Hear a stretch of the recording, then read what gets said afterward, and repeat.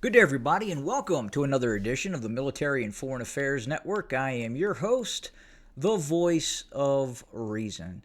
Today, we're continuing our ongoing coverage of the war between the Russian Federation, the North Atlantic Treaty Organization, and its Ukrainian proxy forces.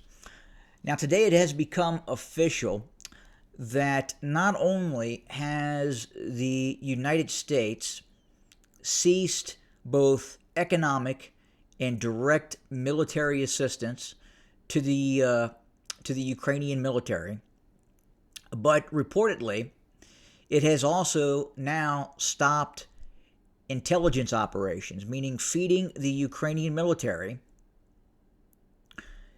intel on the movement and location of both Russian troops, command and control, and supply and logistical depots.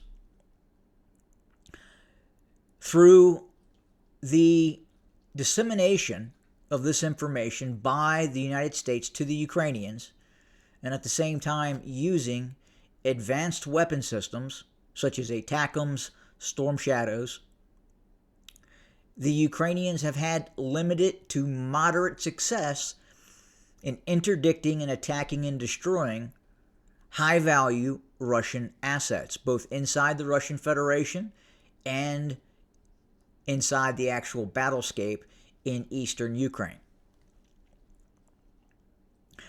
Now, here's the concern. Many of these intelligence assets, such as the one that you're looking at here, this signal intelligence site,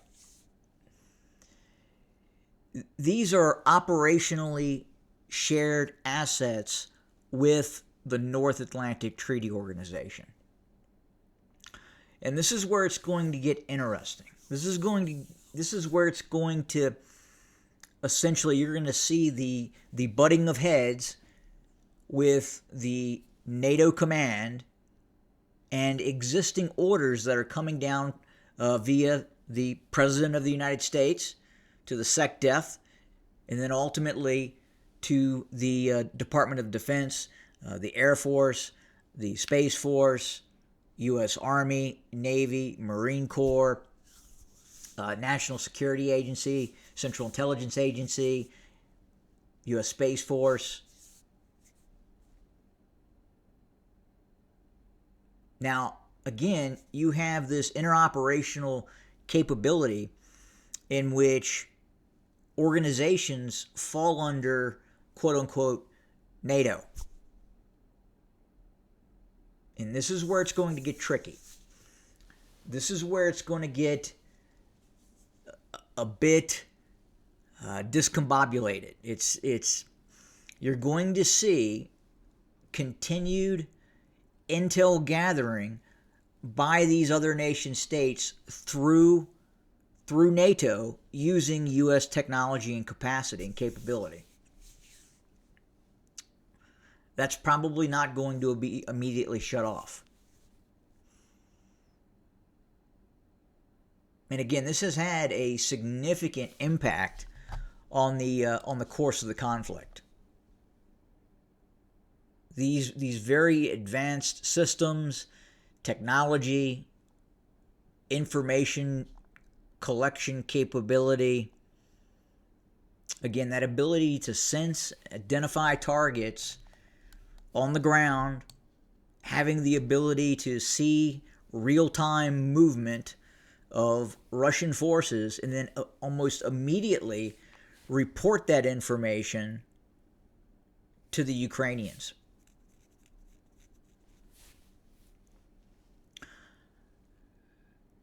So again, it's going to be interesting to see just how much of this information is actually cut off, and or how much information is going to be continued to be gathered through the actual intelligence gathering apparatuses within NATO. Obviously, the United States is saying, hey, we're cutting things off.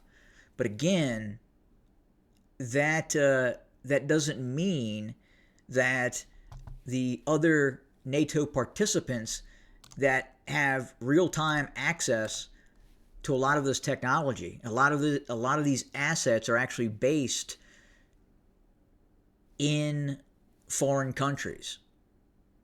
Germany, Denmark, Romania, France, United Kingdom. And at these sites, there are multinational forces. It's just not the United States saying, hey, all right, we're done. This has been an operation in terms of what NATO has been doing, in terms of the operational tempo, in terms of its direct assistance to the Ukrainians. And again, I would argue that the war has actually been fought out of NATO headquarters. So just because the United States is saying, hey, we are ceasing intel, that does not mean NATO is going to do that. That does not mean these other nation states are going to stop providing real-time intel. And that's what's probably going to happen over the next days and weeks to come is there's going to be work in the background. There's going to be infighting. There's going to be discussions about who should have access to certain technology and certain information. And then if it is a U.S. asset, is that asset still being used to collect intel on the Russians to then have, say, a European strike missile, say a Storm Shadow, hit a Russian target? And right now, at least, the orders from the Pentagon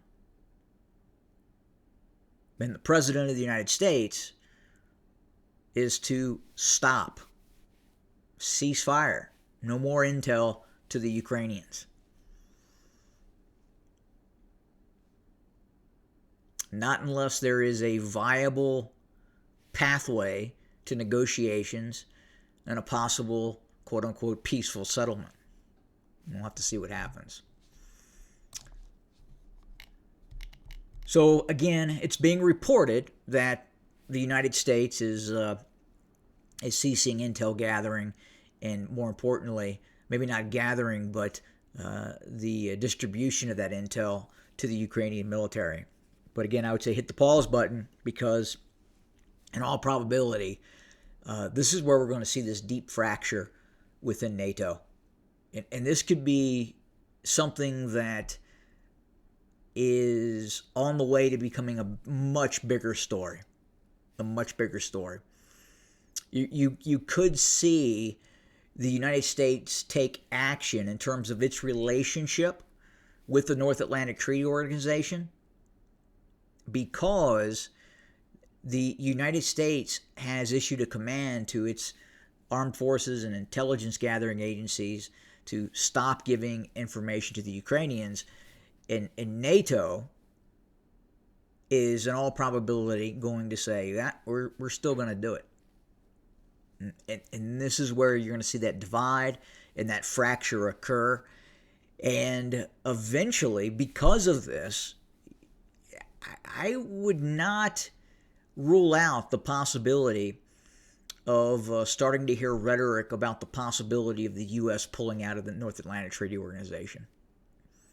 Would not be surprised at all. And unfortunately, the mainstream media will only report that the current president of the United States is looking to pull out of NATO to support the Russians. When actuality, it is simply the concept that the North Atlantic Treaty Organization is defying what the President of the United States has ordered from its military. You can't share this information. And that's where the problem is going to raise its head, because NATO, the United Kingdom, France, Germany, if you look at the neoliberals who control these nation states, they're going to continue with the war.